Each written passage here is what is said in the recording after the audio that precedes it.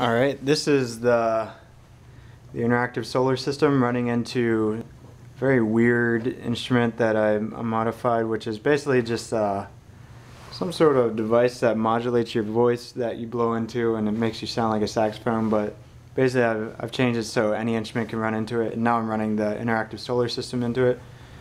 And this is the volume pot, or I had a 386 op amp into it just to boost the volume a little bit. It causes it to glitch out a little. It's pretty cool. And then this is tuba, saxophone, and clarinet sounds, and this controls the octave. This brings down the octave, and this brings it up. So that's one of the sounds. It sounds better with a keyboard or something, but I thought it'd be interesting to run this through it instead.